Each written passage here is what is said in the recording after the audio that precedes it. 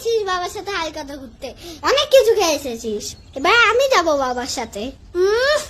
এবারে আমি যাবো বাবার সাথে? বাবা তোকে নিয়ে গেলে তবেই না যাবি। এবারেও আমি যাব, তুই বাচ্চার মতন থাকবি। ও মা, আচ্ছা দুজনেই যাবি।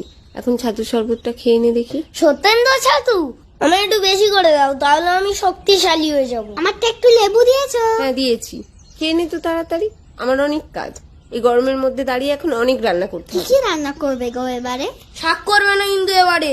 আমি কি গরু নাকি ওসব বন জঙ্গল খাবো? ও কাকিমা, শুভ নববর্ষ। দেখেছো, ভালো মন্দ খাবারের কথা হতে না হতেই পল্টু আবার এসে হাজির। কি ভাবিস আমাকে? আমি তোর মতো নাকি? কাকিমাকে নববর্ষের প্রণাম করতে এসেছি। বছরের প্রথম দিন বড়দের প্রণাম করতে হয়, জানিস না? দেখ পল্টুকে দেখে শেখ। এনে পল্টু মিষ্টি খা। আমায় দাও। হিমলুদ বাটা রাখা আছে, মেয়েকে স্নান করে দুজনে সবাইকে প্রণাম করে আসবি। কিন্তু সন্ধ্যাবেলা আমি যাবো হালকাতায়। তোরা গোষ্ঠ মেলায় যাবি না? গোষ্ঠ মেলা কি গো পল্টু দাদা? রাধা কৃষ্ণের মেলা, যাবি তোরা? হ্যাঁ আমি যাবো। আমিও যাব।